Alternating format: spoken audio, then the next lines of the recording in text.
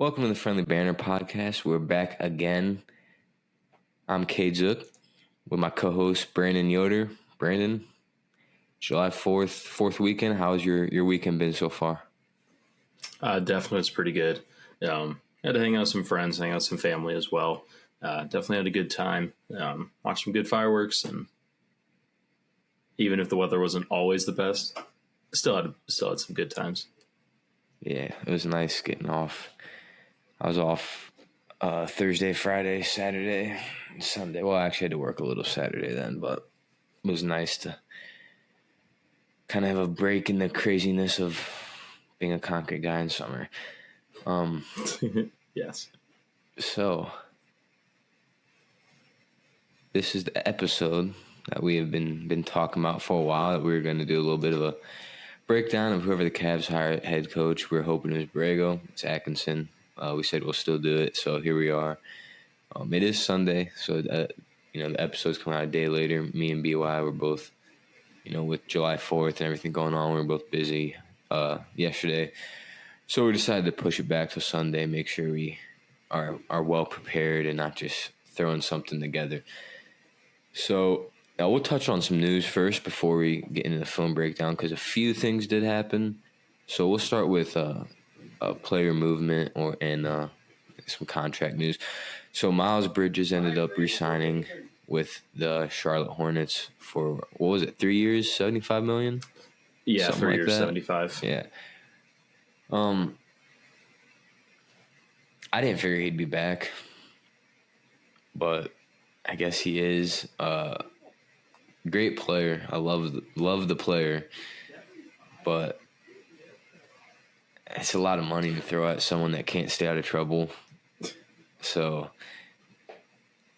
it's a Charlotte move. I understand why. When you don't have much going for you, you need talent, but I don't know. I wasn't in love with that contract. I don't know. What are your thoughts about it? Yeah, no, it's obviously an amazing player, but not sure if that's the type of person I want to throw a contract at. And it's not a little contract either. Yeah. I guarantee you the signing of Kevin Porter Jr. to Los Angeles,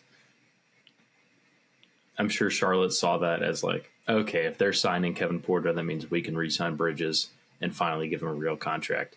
Because the contract he was on the year before, was that just the qualifying offer, or was that just a 1 year deal? I don't remember. I know he had a major contract coming to him with Charlotte, and then the first incident happened and he lost it. Mm-hmm. And then the second incident happened and he still got paid. So yeah. I mean, I'm a guy that I like to say I believe in second chances, but he got his second chance and then messed it up again. One, that's just is proof that he's not a good guy, but on top of that, it's you just threw a $75 million contract at someone. What is the belief there that he's going to keep himself out of trouble? He hasn't really shown anything to there's show no that for you, evidence. You know what I mean? Yeah, there's nothing. Yeah, there's no evidence that things are going to get better. It's just we haven't heard any bad news about him in a little bit, so it's just pretty much they were just waiting for things to die down before they could actually make a contract offer. And Kevin Porter again getting signed was another sign of things dying down. I did look at. I didn't see specifically if it was the qualifying offer that he was on last year, but the money would seem to kind of line up with that. So my guess is it was the qualifying offer that he was on last year. So now this is his first year on an actual NBA contract, and it's definitely a big one for sure.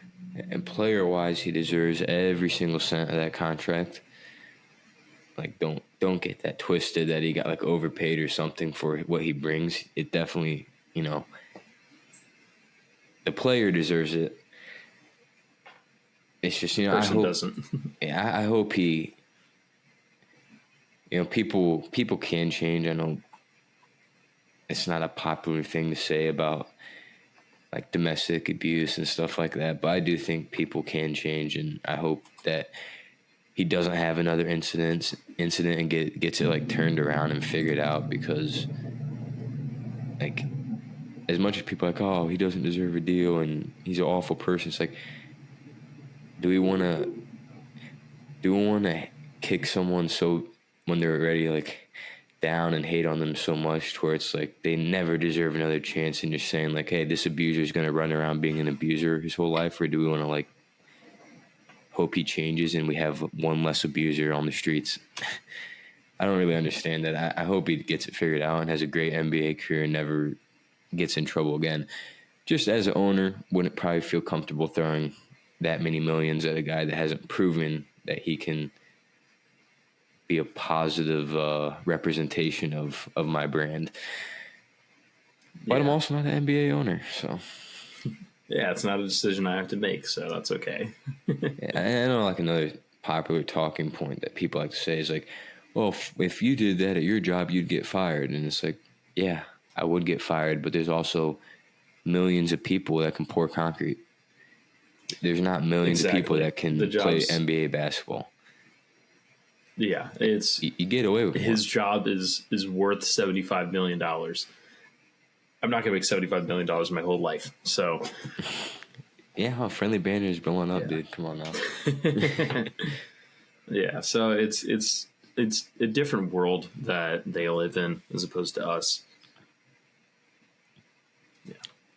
Yeah, it just comes with the territory. When you're harder to replace, you get away with more. And the NBA is no different than the NFL or the MLB. Like if you can perform at a high level, it doesn't really matter what you do as long as you can perform. And as of now, Miles Bridges is able to perform in the league, and he's talented. So someone will pay for that. And yeah, it's no, I don't think it's a reason to look down on the NBA as a whole, because it isn't NBA exclusive. It's in literally every single league. I mean, you can go, baseball is one of the worst when it comes to it. You have abusers getting paid left and right, up and down, like nonstop. The NFL, we all know of Ray Rice and a certain someone I'm not going to mention because there's a certain someone hanging up on the wall behind you right now. Oh, man. Listen, it's a friend of my coworker who got assigned for me, but I don't condone the actions. But honestly, yes. Kareem Hunt is a great example. Like, everything I've heard from like my coworker is he's a good dude that messed up, and some things went down that obviously the media didn't fully cover, that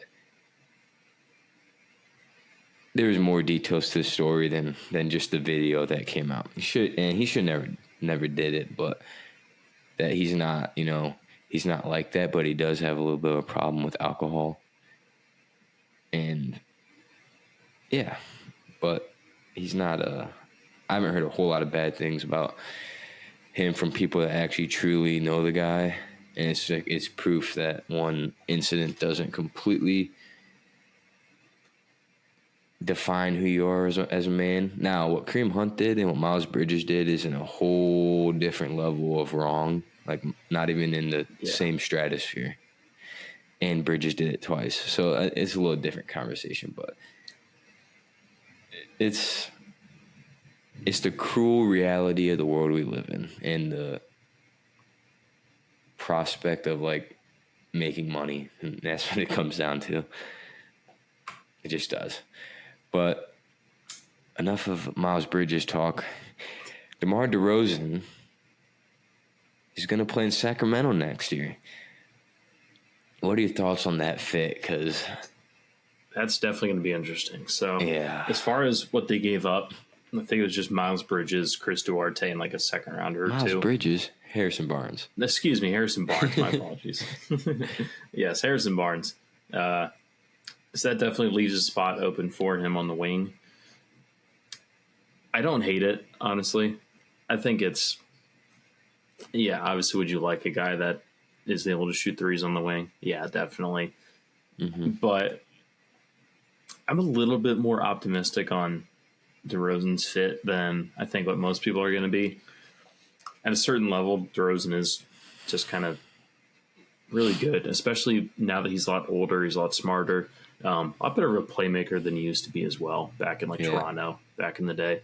So there's little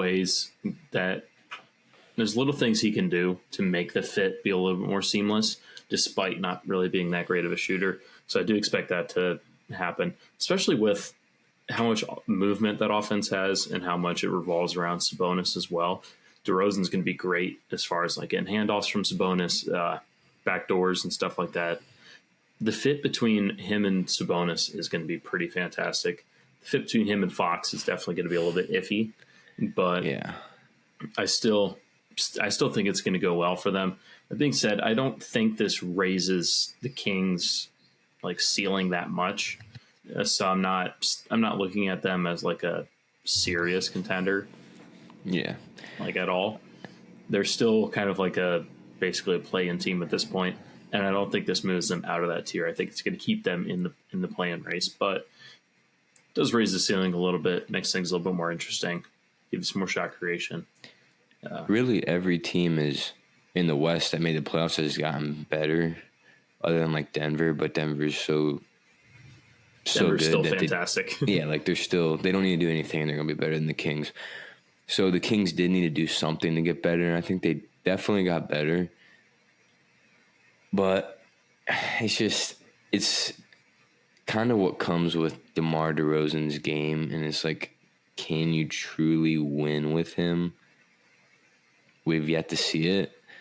He's fun to watch, phenomenal player. I like DeRozan a lot, and I just don't think like people are clowning the Kings for the fit. It's like DeRozan literally could sign anywhere, and they were going to clown the team because he doesn't fit, because he can't shoot. So he's just automatically not going to fit on any team. Like, that was going to be said no matter what, no matter where he went. So I don't really. I mean, who cares about that? It is a little bit.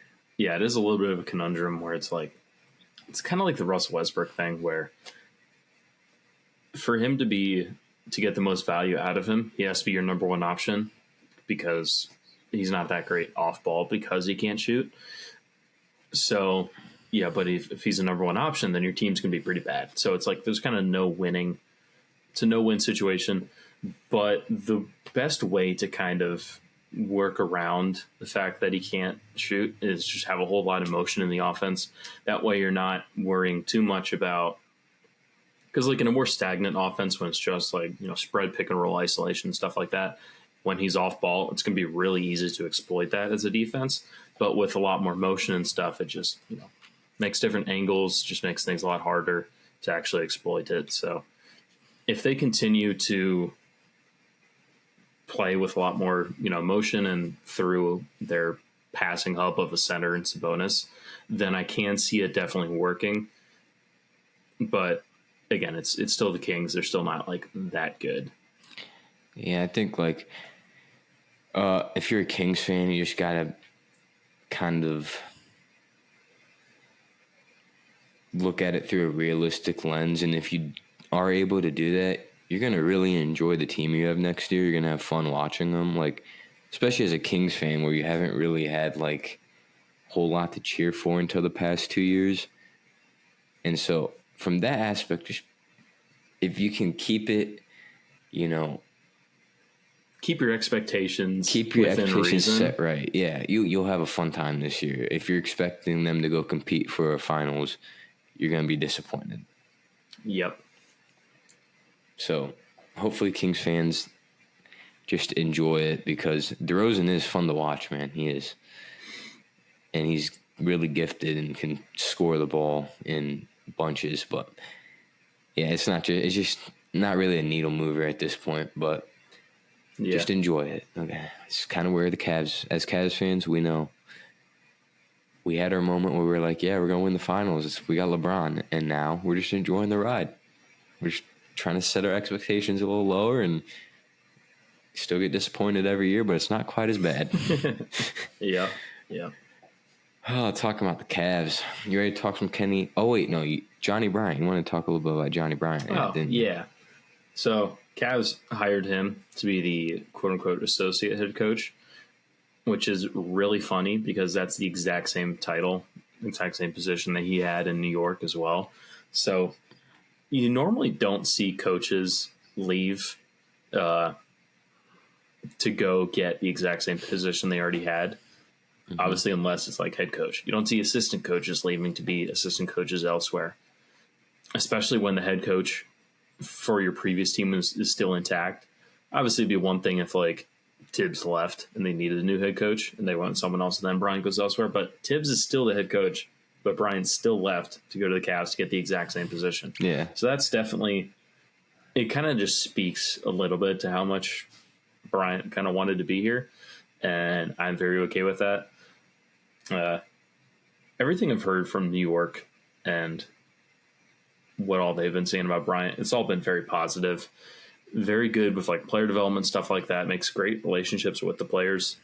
One guy in particular was Donovan Mitchell. They had a pretty good relationship because Bryant before New York was in Utah and they became pretty good friends in Utah. But yeah, everyone in New York loved him. Player development specialist by the sounds of it, but was still lined up to be like the heir to the New York Knicks head coaching position if Tibbs like retired or whatever. But now he's in Cleveland. So definitely excited about that.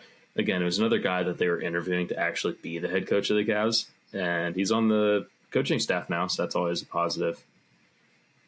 Yeah, definitely. I like it. I don't think you can add enough respected basketball minds on your coaching staff. The more the better. So there's nothing bad to say about that. But now let's move into the man himself, the actual head coach, Kenny Atkinson. Yeah.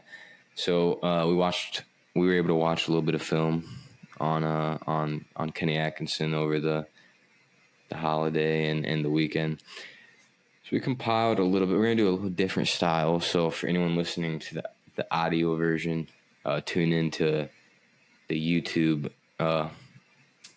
version because there will be video to go along with this one, kind of with some game footage. We'll do our best to kind of break down what is happening, but there's only so, we're not radio commentators for the NBA games. There's only so much we can do. It's not really our specialty, but it's easier to be able to see it while we're talking about it. Definitely. So, BY, if you want to take us away and kind of give us a general kind of. Yeah. It's a great way of putting it. All right. You planning on pulling up the clips too? Or how do you want to do it? You just got to let me know when you want clips and when you want to talk. Okay. So kind of the thing with Kenny Atkinson's scheme, it's very up-tempo. He does do a lot of transition. But the nice thing is, even in the half court, he is still playing kind of fast. The Nets, when Atkinson was the coach of them, really did not waste a whole lot of time getting into their stuff, which is definitely something that the Cavs could improve on for sure. One of the biggest gripes with the JV offense was how slow it was all the time. Because it's a guard-centric offense that the Cavs roster, at least that the Cavs have built. And even the bigs, most people are like, oh, two bigs. Okay, it makes sense that they play slow. No, these bigs are both young and athletic. They should still be running in transition. That's not an excuse to be slow. So it's definitely nice that Atkinson runs kind of fast. He has some pretty nice transition principles as well. They do a lot of – it's becoming more common in the NBA nowadays, but in transition, it's pretty three-point heavy in transition. Obviously, they're going to get to the rim and finish as well, but there is one clip a little bit later on that I did highlight just because everyone's going to the three-point line, and because of that, it makes it easier for D'Lo to get by his guy and get to the rim. I'll address that when we actually get to the clip, but it's definitely guard-centric offense. The other thing they do a lot of is screening for shooters, running them off screens. Just a lot of motion with it. So when you get guys like Max Strus and Sam Merrill kind of into it, you're going to get them a lot of shots, or at the very least, that's going to create a lot of advantages that you can exploit elsewhere. Mm-hmm. So that's definitely going to be very interesting. But do you want to throw up the first clip? All right.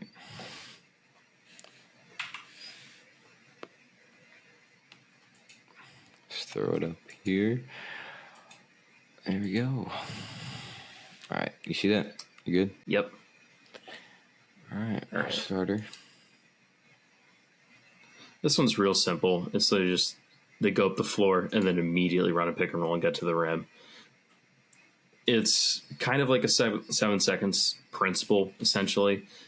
The 7 seconds, it's more of a half court offense than anything, because if you don't waste any time getting into it, and if you don't ever really stop, then you can get to the rim and score pretty easily in 7 seconds. And that's exactly what happens here.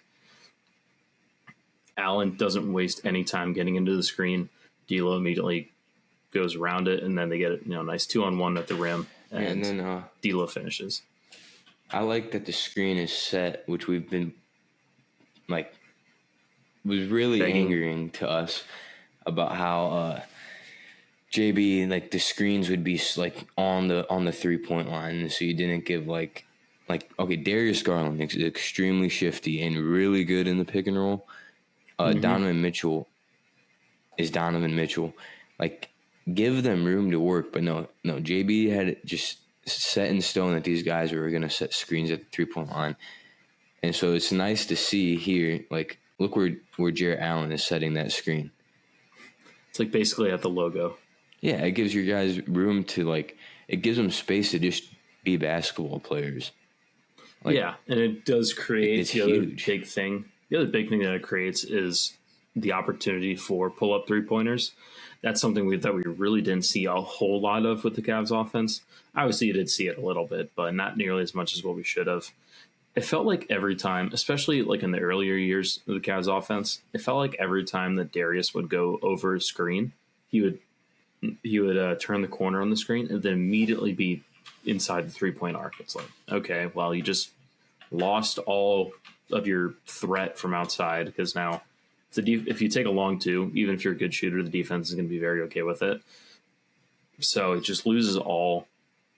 Not only does it make it not so much of a threat at the 3-point line, it also means there's less space for you to actually beat the rim to the big to the rim, because bigs are slow, guards are fast. Obviously, thing is though, in a shorter distance.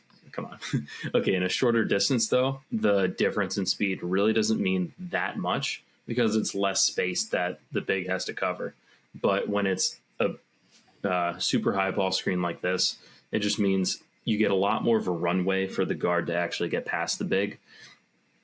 So it just makes the kind of the speed difference a lot more important, I guess, more impactful, we'll say. So there's a lot of benefits of having high ball screens.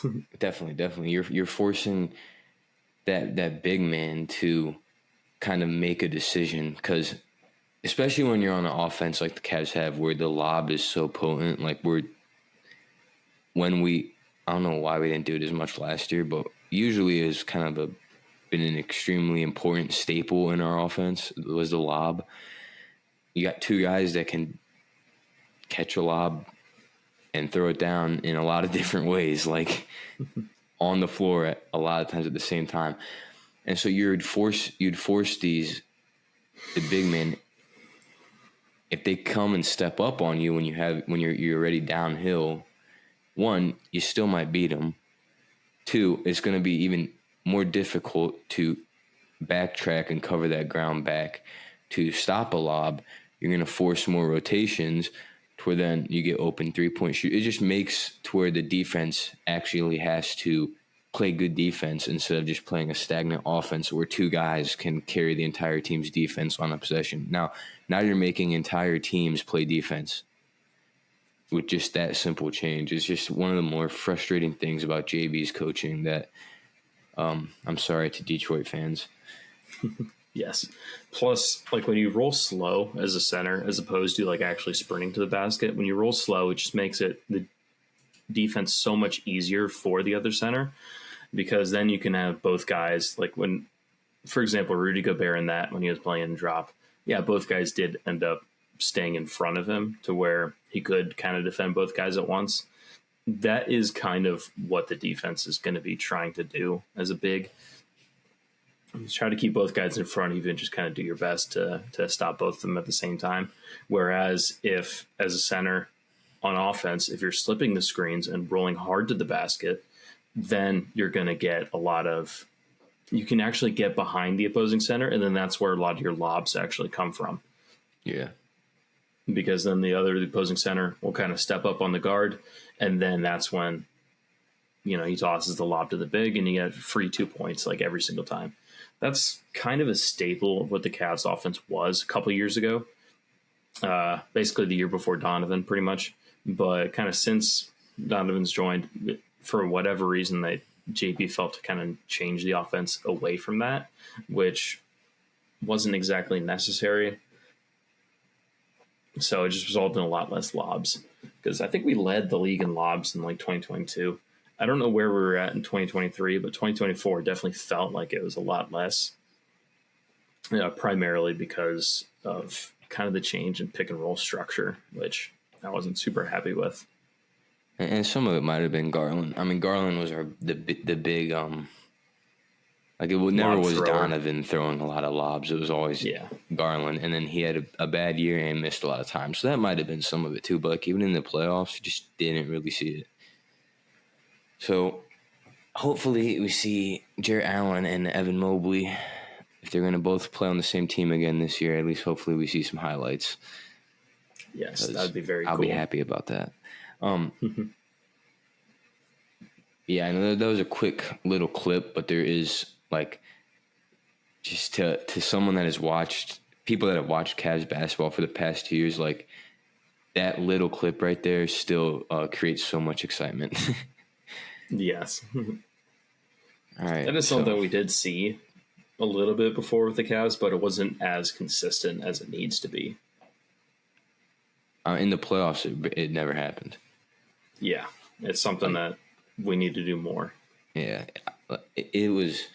If it happened in the NBA or in the playoffs, where it was one, we got into it that quick after crossing half court and that high, I'd be shocked. I really don't think it happened.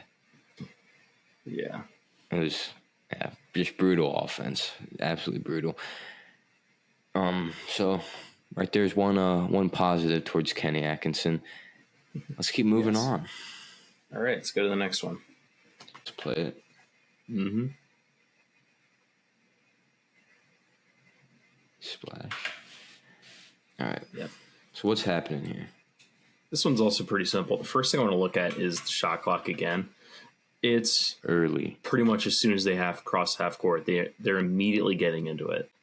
They're not wasting any time. And also there's no ever stoppage of movement. Like at no point do they just like hang around and do nothing for a few seconds. That's again something we'd see in the Cavs offense and something that's not happening here. Now this is again it's the type of stuff that we would run kind of around like 2020-ish or 2022-ish, but we just kind of got away from, which I don't like. But it's really simple. It's just a double drag screen for the ball handler. The center's rolling to the basket. The power forward's popping out for a three.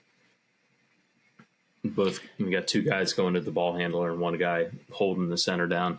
So the wide open man is the power forward, and he's taking the three and hitting it. So how do you think the Cavs would translate that? Because like to me now that seems like it would be like a Jarrett Allen setting that first screen and rolling with like Strus behind them. Unless Mobley somehow becomes like knockdown. Actually, can you roll the play one more time? Yes.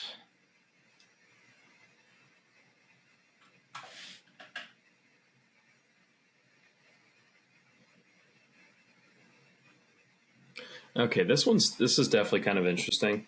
One the way the Cavs have run this before, it was the power forward made the screen first, and then the center slipped the second screen after that. This, since Allen is the one setting the screen first, kind of leads me to believe that the goal of this, or the at least intended outcome, was for the power forward to get a three. Whoever screens second in a double screen action is usually the one that's gonna be open. And what the Cavs typically ran earlier, again, it was the power forward that set the ball screen first, and then the center would just slip and run directly to the basket. So a lot of times the second screener wouldn't actually screen, and that's how you would get, wide open dunk out of it. However, with this one, it's Jarrett's actually setting the screen first, and then the power forward setting the screen after. So the second one, by that point, that's when the actual the ball handler kind of gets inside the 3-point arc, and at that point, that's when he really gets all the defensive attention. It's the same way of how the first one works, as far as like when the ball handler actually gets the defensive attention. The thing is, though, with this one, it is a little bit different because since the center's screening it first, the power forward's the one that's getting the ball. That's just kind of how the timing works of it. So this one is definitely pretty unique. Atkinson has definitely made it a point to, well, we can assume he definitely has a plan for Mobley. As far as what we've seen from him in the past, it's been getting Brook Lopez to shoot a lot more threes, getting Al Horford to shoot more threes. So if he's getting Mobley to shoot more threes and he's going to be looking to get Mobley opportunities to take shots, this is definitely an opportunity for it. Well, this is so potent. If Mobley can shoot threes, then it still opens up the possibility of the slips, and you can still shoot the three, so you can actually the defense has to respect multiple different layers of the play, and it gives a lot more options. Yeah, it makes all your other different actions just that much more dangerous because it gives you another threat you have to worry about. For example, like on the one that the Cavs have run in the past, where it's Mobley sets the screen first and then Allen sets it second. If you have to actually care about Mobley out on the 3-point arc, then it means less defensive attention you can give Allen on the roll. So shooting more threes should lead to more lobs at the rim. Yeah. No, I like I love those plays. Even with guards involved, I love double screens with guards involved. Being able to just really, it's such a simple concept, but it still adds just a whole nother layer that defenses are forced to work together as a team to defend them properly. Now it's just a matter of getting guys on the court that can hit their shots consistently. Mobley taking a step forward would be huge for that, but there's so many different ways you can set up that look right there and still be effective. That's what I really like about seeing stuff like that. It's Golden State does it all the time too, where they run. I mean, almost all of their major concepts have some type of variation where there's some type of double screen, slipping or like a fake screen. There's one that fake the screen towards the ball handler. And in reality, the big guys was just setting a screen for Clay to quick run out on the wing and just wide open. Just all different levels of when you can disguise your looks, but keep kind of the same bare bones to where it's really keeping the defense on their toes, and you can spin off of it in 800 different ways. It's just makes something the Cavs did not have last year. It was fairly okay, Donovan Mitchell's going to sit out here and dribble the ball for the first 8 seconds of the shot clock. Okay, Jared Allen, come set a screen. Okay, off we go. Just there wasn't enough of that where it's we're going to attack you from the same look in 10 different ways.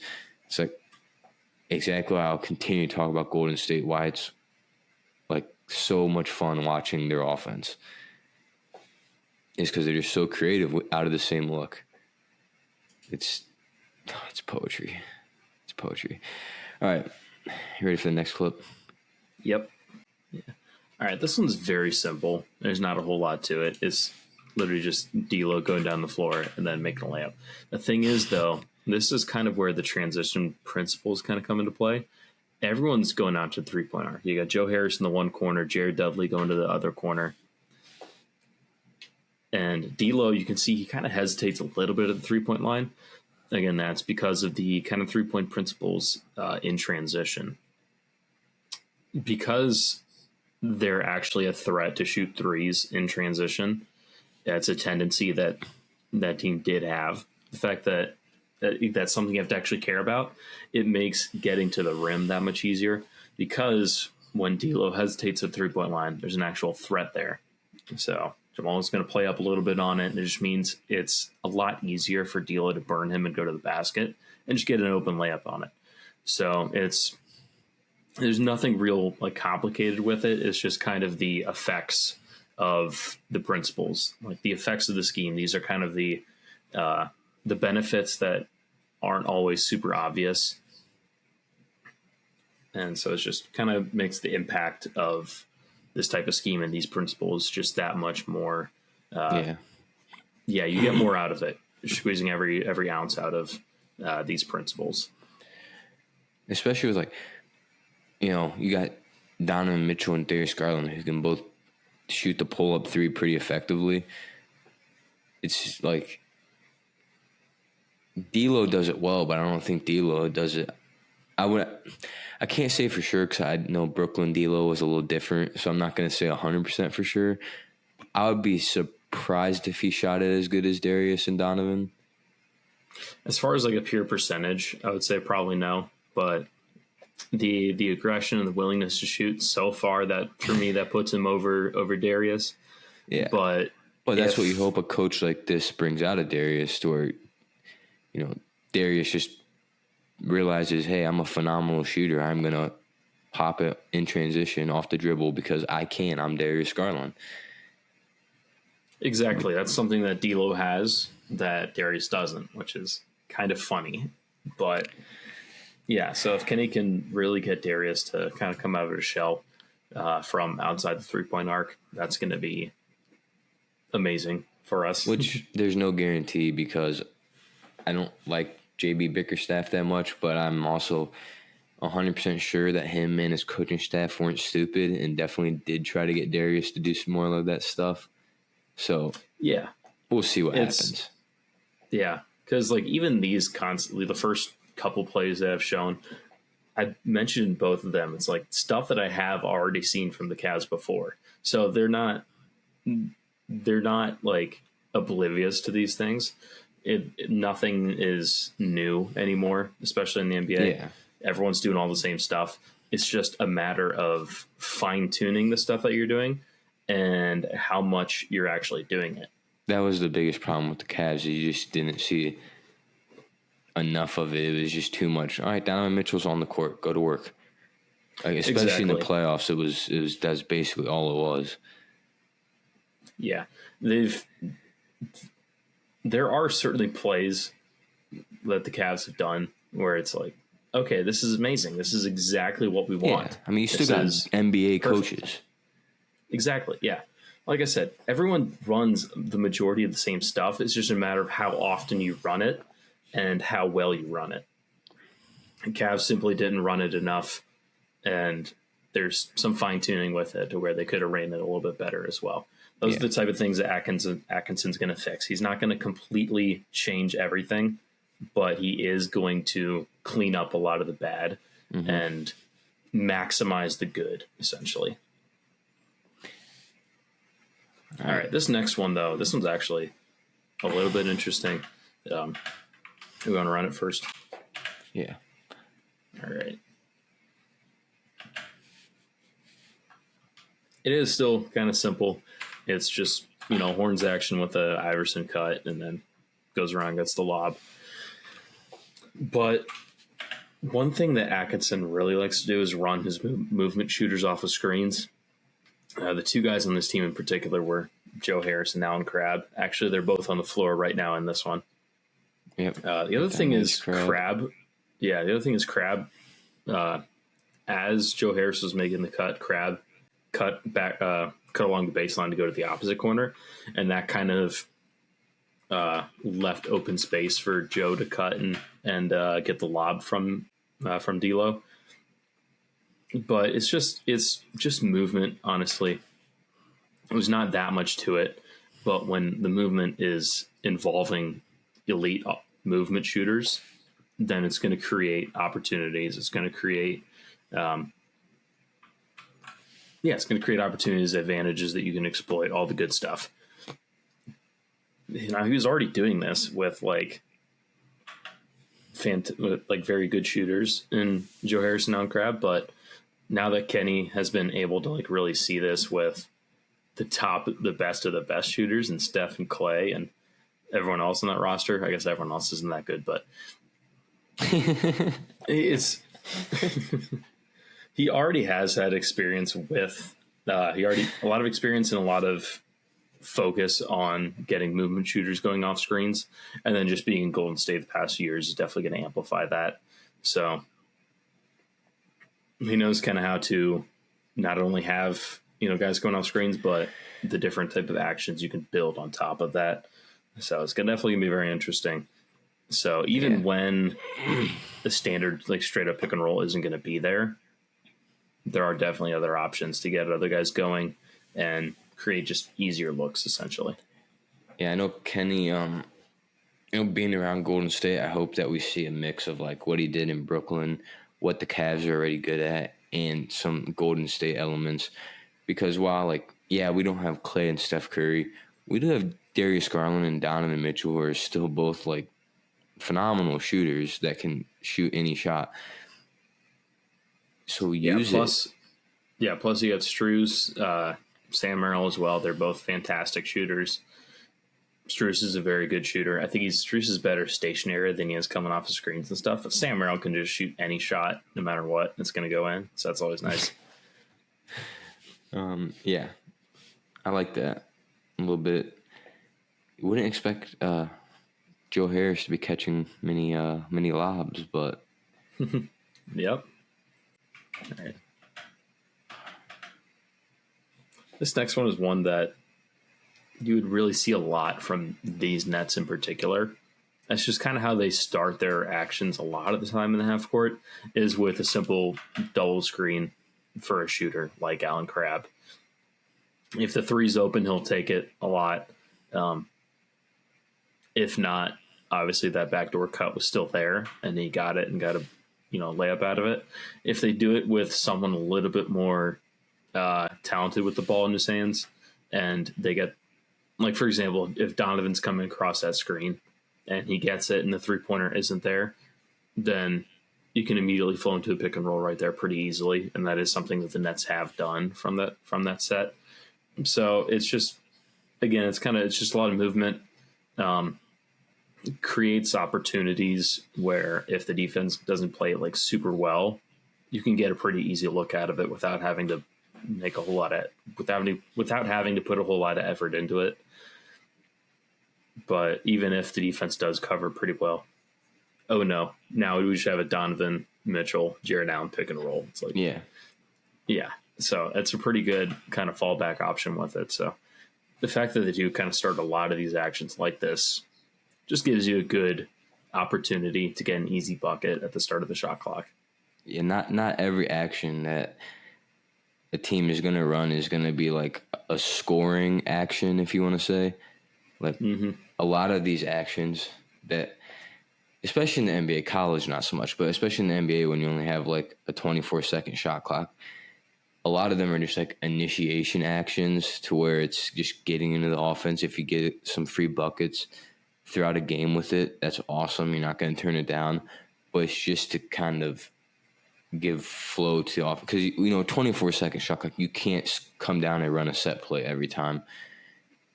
Even in college, they don't come down and run a set play in time. You can't run an offense in any level of basketball running set plays 100% of the time. But you do need something to have some system going.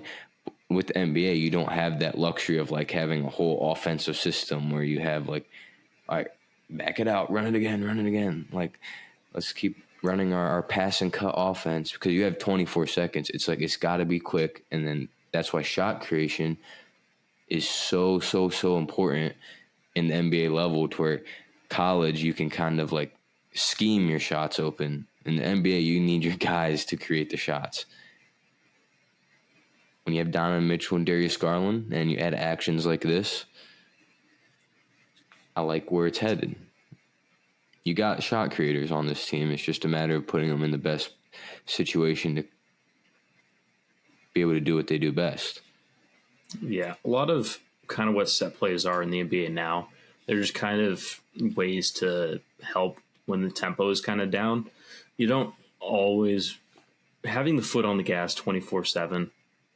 It's going to lead to good results, but at the same time, it's not something that's you can't always go down the floor and immediately run 7 seconds or less pick and roll. Sometimes you do need to have kind of these actions where guys can have a little bit of a break on offense, where it's just, okay, I'll just go over here and set a screen. I don't have to run directly to the basket.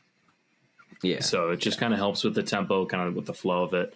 I wouldn't want us to run that type of stuff every single time down the floor, but there is definitely a time and place for it. So, the fact that it is, in his playbook, I guess, is definitely nice. And we have the personnel to make it work, which is the most important part. Yeah.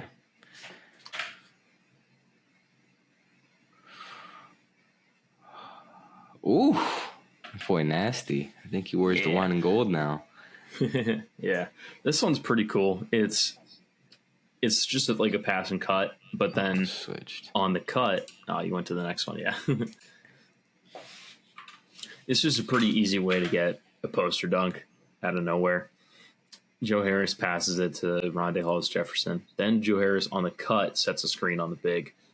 When you have a shooter when you have a guy like Joe Harris, who's a good shooter but isn't much of a threat inside the arc, having him set screens near the rim just makes it so much more important, because Joe Harris's defender isn't, number one, that isn't always in the paint, and number two, doesn't worry about kind of anyone else in the paint. He's just kind of guarding this guy, and that's kind of it. And also his awareness is kind of down because Joe Harris isn't a threat near the rim like that. So when Joe Harris sets the screen on Wendell Carter, his defender isn't super aware of everything that's going on at that point. Yeah, it's not a threat to him, to where if like you have a guy that's like, even like Isaac Okoro, let's just use Isaac Okoro because it's like one thing he does semi-decent is he can actually slash. Yes. Like, you're going to pay a little bit more attention to him cutting than a guy like Duncan Robinson or Joe Harris or Kyle Korver. Like, alarm bells aren't going off in the defender's head when Joe Harris cuts. Or if that's Andrew Wiggins, the alarms are full go. Exactly. Yeah. Now Joe Harris coming off a double screen to get a 3-pointer. Yeah, the defender's definitely going to care about that, but didn't want to just a cut to the basket. It's not super worried about it. So when he goes down there and sets a screen on Wendell Carter, his defender isn't really prepared to really do anything about it. So it's just as simple as Allen just curling off of it and getting a wide open dunk out of it.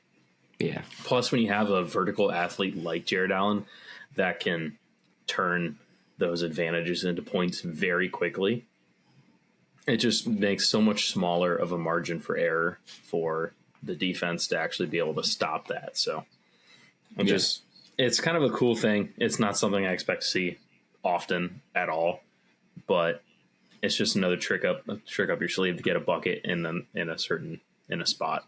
Yeah, I like the fact that it came out of the post.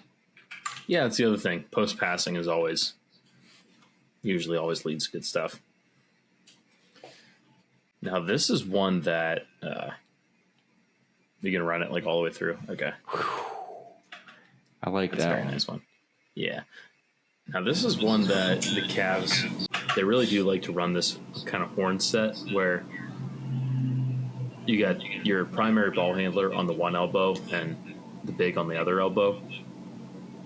and you get it to the primary ball handler in that spot, and they'll run it, screen for Donovan pretty much on the elbow, and then it just makes the Cavs would do this a lot. A lot of the times, it would result in Donovan just taking the shot right there, but just having the structure for it. And as far as like pick and rolls from that kind of distance, there is a time and place for it.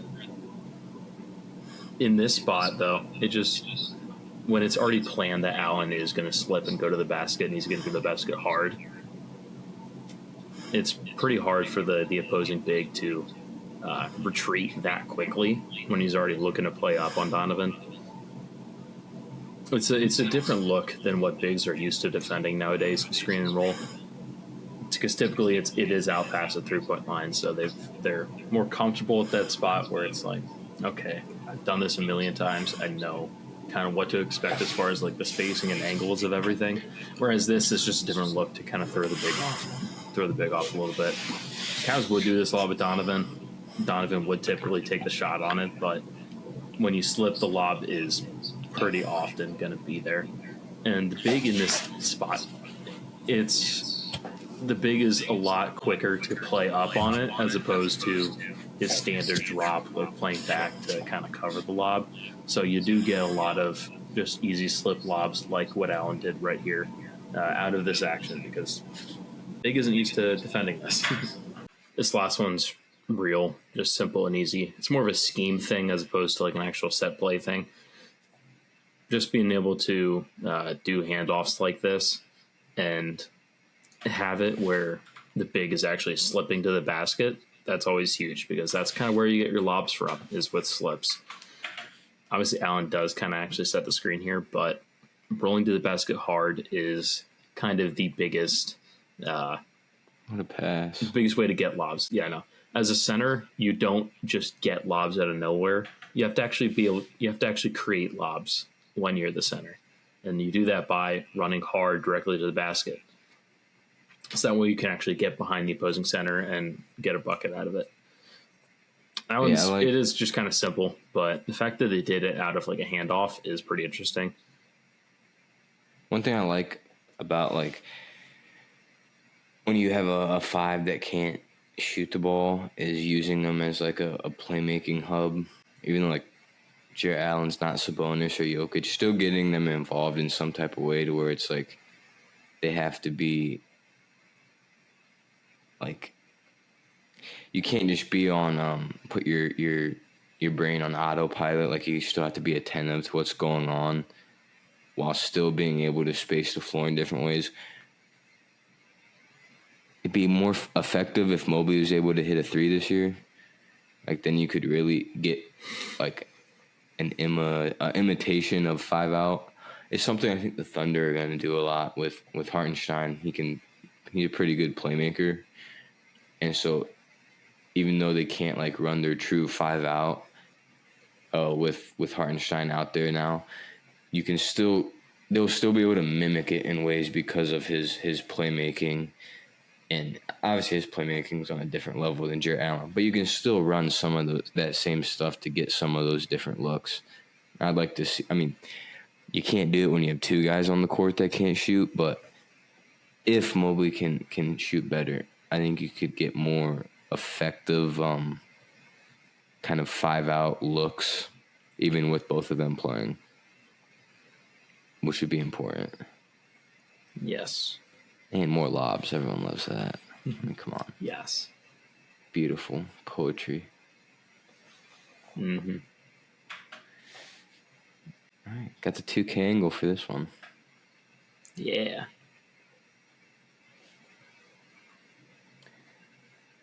This is kind of a fist concept. Kenny Atkinson loves running a lot of fist type of looks here. So what's going on is you got Jarrett Allen coming to set the ball screen on D'Lo, or obviously he doesn't. He slips that, runs right by it. Instead of going straight to the cup, you then set a screen for, let's say this is Max Strus, you know. But he sets one here for Joe Harris. So then you got that look. Obviously, D'Lo doesn't really have a passing angle to Joe Harris there. But horrible defense from the guy in the headband, by the way. Terrence but Ross. At least D'Lo gets that that is Terrence. That's Ross. Oh man, I love Terrence Ross. 2K GOAT. But D'Lo gets so much attention. It's just really at this point, it's just making the play, and it's pretty easy basketball. You just need your big to go be able to finish. I like a lot of again, just basic concepts with different twists incorporated into them to just create a lot of easy baskets. And he runs, in Brooklyn at least, he ran a plethora of different fist looks, a lot of them.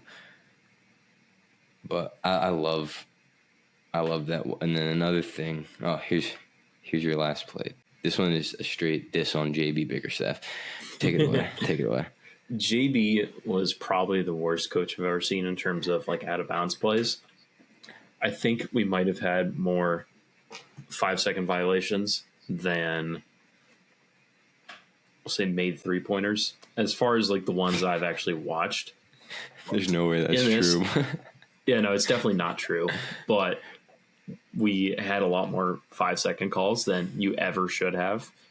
And a lot of the success stories are rare. So a lot of what JB would do in his out of bounds plays, most of them are going to be under the basket. And on those, he would just run a little flare screen where the guy just runs to the corner then. And then the goal is to just catch and shoot a 3 from there. But he ran it every single time, so the defense would always just know it's coming. And then you either don't get the ball to the guy, or you get the ball to him and he doesn't have a shot, so then he just gets trapped in the corner. It's not good. Whereas kind of what Kenny's doing here, it's really simple. It's just an elevator screen. That's elevator cut, I guess. Just gets Dinwiddie an open look for a 3. Is it the cleanest look ever? In terms of it being guarded, yeah, it's very clean, but the kind of the momentum is difficult. So Dinwiddie had to kind of, recover that. But I think some of that's Dinwiddie's fault. Yeah, that's definitely possible. I think he could have done a better job kind of curling it. Yeah.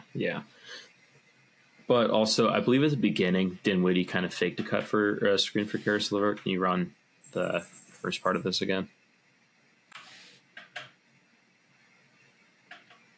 It looked like he was looking to screen. Yeah, so he kind of faked the screen off that look. Yeah. So a lot of the times, the screener. One thing I learned from when Kyle Korver was on the Cavs, a lot of times the screener is actually the one that is going to get open on these type of sets, especially on out of bounds stuff. So yeah, Dinwiddie is essentially faking a screen to Karis there, and then just cutting up to get a wide open 3. Now, obviously, that's, side out instead of, underneath the basket and bounding from there. But still, it's just a knowledge of how to get guys open off of screening actions from, timeouts and stuff like that JB just flat out didn't have. So I'm definitely excited to have a coach that's going to be competent in that area. It's a relatively minor part of coaching, but it's something that every coach should have and should be at least decent at. And JB is not. So I want a guy that's going to be able to actually draw up plays out of bounds. Yeah, I know. We talked a little bit last episode about our post splits and stuff that Golden State would run. If Kenny Atkinson has learned one thing from Golden State, I hope that he incorporates them with Mobley, because Mobley's a good playmaker, and you got 2 guards that can shoot really well. And Strus on the court, you could kind of maybe hide Jarrett Allen and Mobley's lack of shooting a little bit if you ran some stuff like that. It would be really I'd be ecstatic. I'd be so happy if I saw that. Game 1, if I see some post splits, it's gonna be a good year. It really does. Yeah. I really hope he incorporates stuff like that, because it's just not. I don't know. JB just didn't get the most out of Mobley, and I think that's one thing that is an advantage of having a guy like Mobley is his ability to pass and a lot of times make the right reads. JB's usage of Mobley was just in primarily just in two ways: pick and roll when he was screening, and then also just I really blanked on what the other one was. Maybe just sitting in the dunker spot or post ups essentially. Yeah, no, post ups was kind of the other thing, but it's just your really standard post up, back to the basket, nothing else really happening on it. Yeah. That's the type of thing you do with a Joel Embiid, not something you do with Evan Mobley. They don't even just do that with Joel Embiid though. Yeah, exactly. They still make it easier. A ton of different ways. Yeah. It's horrible. Yeah, no, it's the way JB is using Mobley was criminal. It was not good. Yeah. Eventually, every once in a while, you would see some cool stuff. You'd see, stuff at the face ups at the elbow, that type of thing, where it's just one dribble and then needs to lay up or dunk. That was interesting, but they never would run that kind of stuff. Or at least they didn't do it very often. Same with the big to big kind of pick and rolls from the elbow. They did those occasionally, but it very quickly disappeared within the offense. Well, what I've noticed is a lot of the stuff that we would do and a lot of different offensive elements just disappeared in the playoffs. It was just so much dribble, pick and roll, and then Donovan Mitchell is going to either score the ball or he's going to pass it, and then that guy's going to shoot. It wasn't. Yeah, and pick and roll from a standstill. Pick and roll from a standstill as well, instead of having literally any movement before it as well. Pick and roll from a standstill. I feel that's what most people complain about when they complain about having too much pick and roll. I don't ever complain about having too much. I just complain about the way you set it up and the execution of it. And pick and roll from a standstill is a pretty easy way to make it as hard on your players as possible. Yeah.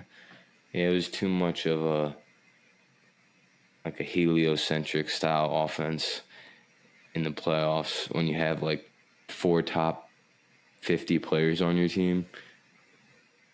I just wish I would have seen more team basketball. But it's over now. We'll see what Kenny Atkinson can bring. I'm excited to see the changes. I'm cautiously optimistic that, not that we're going to do anything this year, but that is at least going to be less brain numbing. Frustrating. Yeah.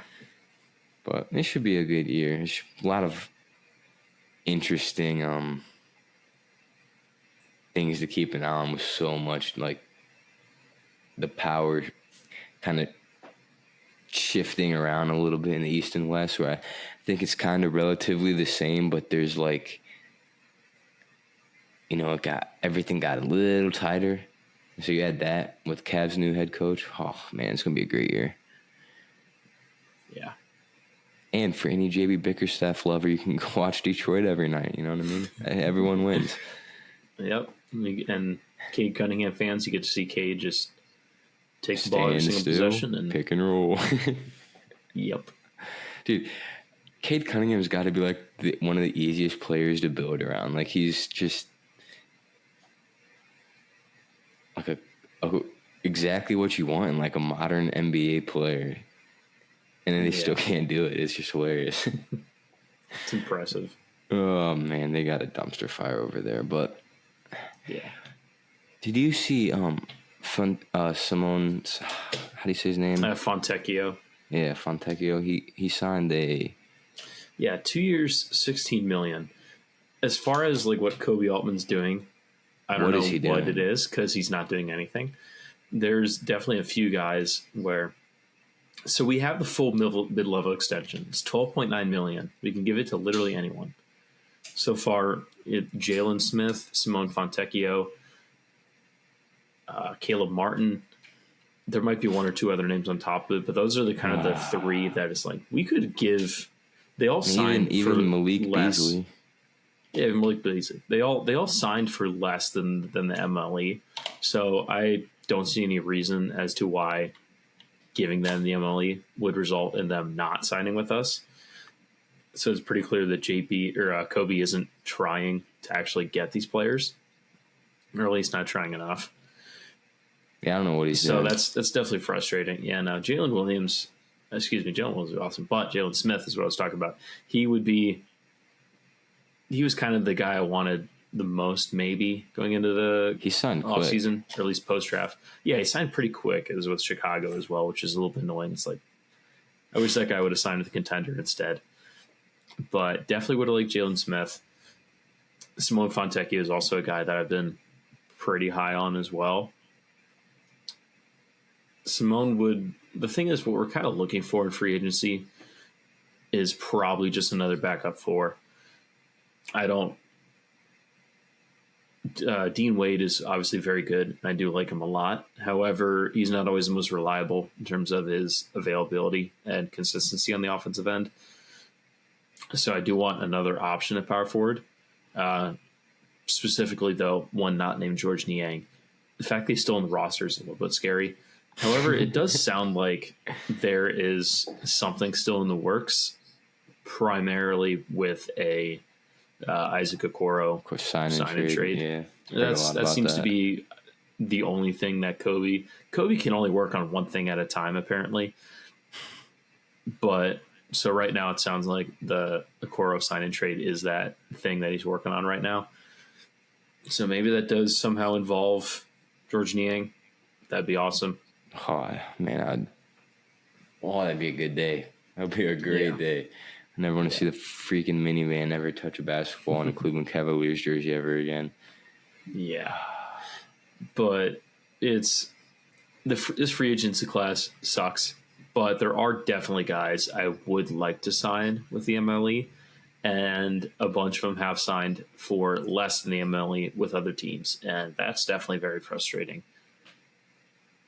But yeah, there is still room for something interesting to happen, so we'll see, I guess.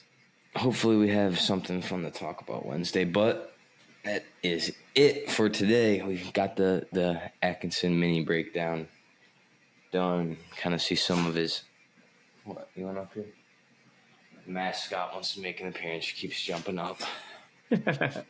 Say hello.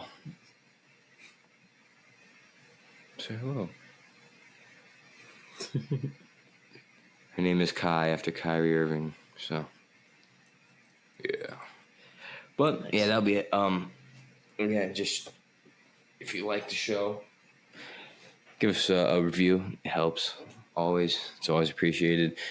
Anyone that listens, thank you. We both thank you, and we'll keep pushing and keep bringing out content, and let us know if you want to see something from us. But we're gonna keep doing this, keep giving 2 episodes a week. So Wednesday we'll have another one and get back into it. But that is all for today. So thank you to anyone that tuned in. Have a good rest of your week.